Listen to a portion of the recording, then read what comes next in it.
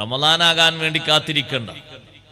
ചിലർക്ക് അങ്ങനെ ഒരു സ്വഭാവമുണ്ട്. റമദാനാകുമ്പോൾ നിസ്കാരം കുറെ ഫർള് ബാക്കിയുണ്ട്, അതുകൊണ്ട് തറാവീഹ് പറ്റോ ഇല്ലേ എന്നൊരു ചോദ്യമായിട്ട് വരും. അപ്പോൾ നബിനെ തറാവീഹ് കൂടി നിസ്കരിക്കണ്ടല്ലോ, ഒരു ചോദ്യമായിട്ട് വരും.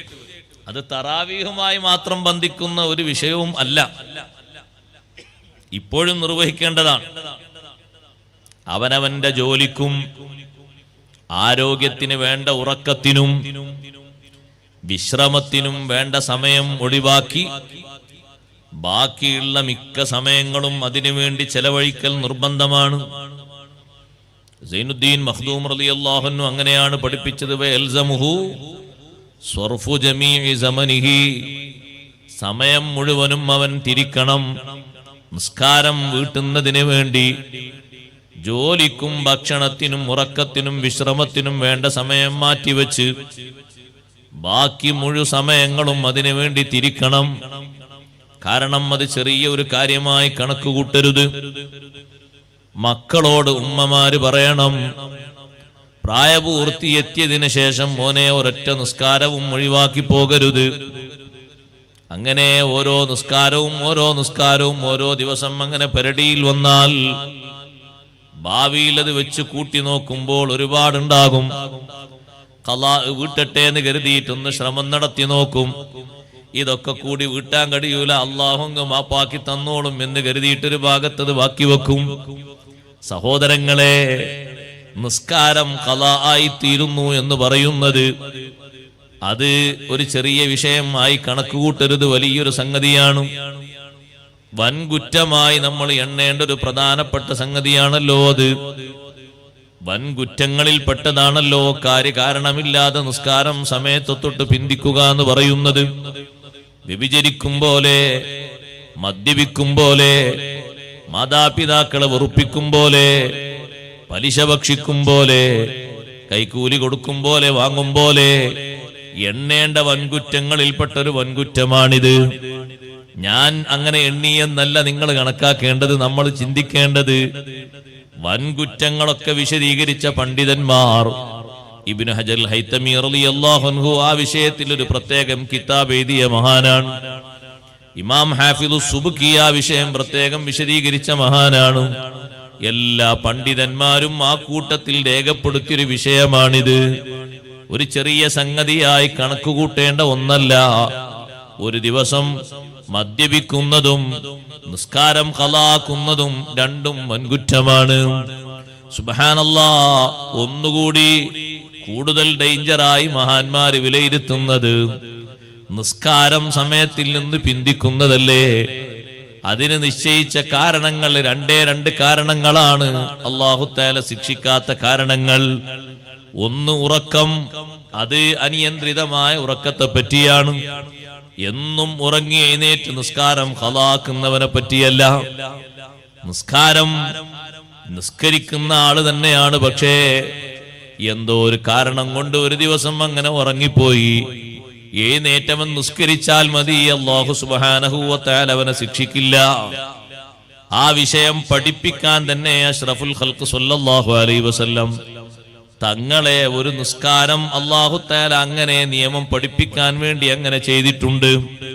ഒരു യാത്ര കഴിഞ്ഞ് വരുമ്പോൾ സ്വഹാബിമാരും എല്ലാവരും ഉണ്ട്. മദീനയിലേക്ക് ഇനിയും ഒരുപാട് യാത്ര ചെയ്യാനുണ്ട്. നബി സല്ലല്ലാഹു അലൈഹി വസല്ലം തങ്ങൾ പറഞ്ഞു, ഇന്ന് ഈ മലഞ്ചെരിവിൽ വിശ്രമിച്ച് നമുക്ക് നാളെ പോകാം. എല്ലാവരും അങ്ങനെ ഒരു വാർത്ത കേട്ടപ്പോൾ ഒരു ചെറിയ ടെന്റ് ഉണ്ടാക്കിയിട്ട് നബി സല്ലല്ലാഹു അലൈഹി വസല്ലം തങ്ങൾക്ക് സൗകര്യം ചെയ്തു. നല്ല ഒരു ഭാഗം നോക്കിയിട്ട് അവിടുന്ന് ചോദിച്ചു, ആരാണ് കാവൽ നിൽക്കുക? കാവൽ നിൽക്കുക ആരാണ് എന്ന് ചോദിച്ചു. ബഹുമാനപ്പെട്ട ബിലാൽ റളിയല്ലാഹു അൻഹു പറഞ്ഞു, നബിയെ ഞാൻ കാവൽ നിൽക്കാം. എല്ലാവരെയും വിളിക്കാൻ വേണ്ടി ബിലാൽ റളിയല്ലാഹു അൻഹുവിനെ ചുമതലപ്പെടുത്തുന്നു. ബിലാൽ റളിയല്ലാഹു അൻഹു എല്ലാവരെയും വിളിക്കാമെന്നേറ്റു. നബി സല്ലല്ലാഹു അലൈഹി വസല്ലം തങ്ങൾ അടക്കം മറ്റു സ്വഹാബിമാരെല്ലാവരും ഉറക്കിലേക്ക് വീണു.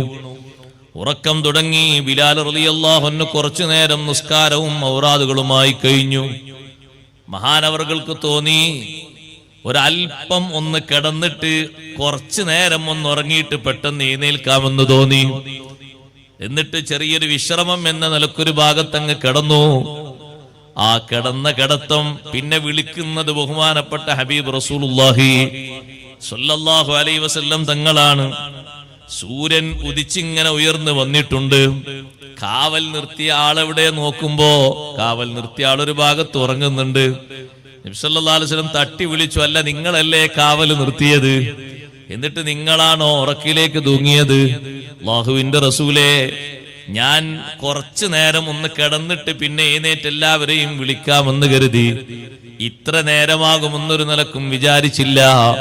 സ്വഹാബത്തിന്റെ മുഖത്ത് മുഴുവനും ഒരു സങ്കടം വന്നതുപോലെ ഒരു സുബ്ഹിന്റെ സമയം സൂര്യൻ ഉദിക്കുന്നത് വരെയായി പോയല്ലോ. അഷ്റഫുൽ ഖൽഖ് സല്ലല്ലാഹു അലൈഹി വസല്ലം തങ്ങൾ പറഞ്ഞു, വിഷമിക്കേണ്ടതില്ല, നമുക്ക് നിസ്കാരം നിർവഹിക്കാം. പക്ഷേ ഇവിടെ വെച്ച് വേണ്ട, ഇവിടെ ശൈത്താന്റെ ശർറ് കുറച്ച് കൂടുതലാണ്. അതുകൊണ്ടാണ് കാവൽ നിർത്തിയ ആള് വരെ ഉറക്കത്തിലേക്ക് വീണുപോയത്. സുബഹി തീരെ നിസ്കരിക്കാത്ത വീടോ ശൈത്താന്റെ വലിയ കേന്ദ്രമാണ് എന്നർത്ഥം. ഒരൊറ്റെണ്ണം നിസ്കരിച്ചില്ലെങ്കിൽ ശൈത്താന്മാരെ ഏതെങ്കിലും ആളുകൾക്ക് ആവശ്യമുണ്ടെങ്കിൽ ആ വീട്ടിൽ പോയാൽ മതി. ഏറ്റവും കൂടുതൽ സ്വാധീനം ആ വീട്ടിലായിരിക്കും. ഇവിടെ ശൈത്താന്റെ കൂടുതൽ സ്വാധീനമുള്ള സ്ഥലമാണ്. ഇവിടെ വെച്ച് നമുക്ക് ഖളാ വീട്ടണ്ട, നമുക്ക് യാത്ര തുടരാം. കുറച്ചു നേരം യാത്ര തുടർന്ന് മറ്റൊരു പ്രദേശത്തെത്തിയപ്പോൾ ഹബീബ് സല്ലല്ലാഹു അലൈഹി വസല്ലം വാഹനത്തിൽ നിന്ന് ഇറങ്ങി എല്ലാവരോടും സ്വഫായി നിൽക്കാൻ പറഞ്ഞു. നിസ്കാരം ഖളാ വീട്ടി. ഇങ്ങനെ ജീവിതത്തിൽ എത്ര സംഭവിച്ചു? ഒന്ന്, എന്തിനാണത്? തശ്രീഇന് വേണ്ടിയാണ്. ഈ ഖളാഇന്റെ നിയമമായി പഠിപ്പിക്കുന്നതിന് വേണ്ടിയാണ്. രണ്ടാമത്തെ ഒന്നില്ല, ഒരു പ്രാവശ്യമാണ് അങ്ങനെ സംഭവിച്ചത്. ഉറക്കം കൊണ്ട് ഖളാഅയ നിയമം പഠിപ്പിക്കാൻ അല്ലാഹു സുബ്ഹാനഹു വ തആല ചെയ്തൊരു വിഷയമാണത്. അപ്പോഴാ തങ്ങൾ പറഞ്ഞത്, ഉറക്കം കൊണ്ടോ നിസ്യാന് കൊണ്ടോ മറതി കൊണ്ടോ നിസ്കാരം ഖളായി പോയത് വീട്ടിയാൽ മതി. അതിന്റെ പേരിൽ അല്ലാഹു സുബ്ഹാനഹു വ തആല ശിക്ഷിക്കുകയില്ല. സാധാരണ നിലക്ക് പറയുന്ന ഒരുപാട് കാരണങ്ങളുണ്ട്. അതൊന്നും കാരണങ്ങളായി ദീൻ പരിഗണിക്കുന്നില്ല. സാധാരണ പലരും പറയും മരണം, ജനനം, പിന്നെയോ കല്യാണം, സൽക്കാരം, ജോലി, പഠനം, അധ്യാപനം, യാത്ര, ഈ രൂപത്തിലുള്ളതൊന്നും കാരണങ്ങളായി പരിഗണിക്കപ്പെടുന്നില്ല. കാരണങ്ങളായി പരിഗണിക്കപ്പെടുന്ന കാരണങ്ങൾക്ക് വേണ്ടി ഖളാ ആയത് നിർവഹിച്ചാൽ മതി, അതിന്റെ പേരിൽ കുറ്റമില്ല. അതേ സമയത്ത് അല്ലാതെ ഖളാ ആയ നിസ്കാരങ്ങൾ വീട്ടിയാൽ മാത്രം പോരാ, പിന്തിച്ചതിന് തൗബ വേറെ തന്നെ ചെയ്യണം. റബ്ബേ, ഒരു വക്ത് നിസ്കാരം ഞാൻ പിന്തിച്ചു പോയി, നീ എനിക്കത് മാപ്പാക്കണേ അല്ലാ. മാപ്പ് പറയണം, അള്ളാഹുവിനോട് തൗബ ചെയ്യണം, പിന്നീട് ആവർത്തിക്കില്ല എന്ന് അള്ളാഹുവിനോട് നിശ്ചയപ്പെടുത്തണം. അള്ളാഹുവുമായുള്ള ഹക്ക് വീട്ടിയെങ്കിലേ ഒരാൾ സ്വാലിഹാകൂ, അല്ലാതെ ഒരു നിലക്കും സ്വാലിഹായി പരിഗണിക്കാൻ കഴിയില്ല.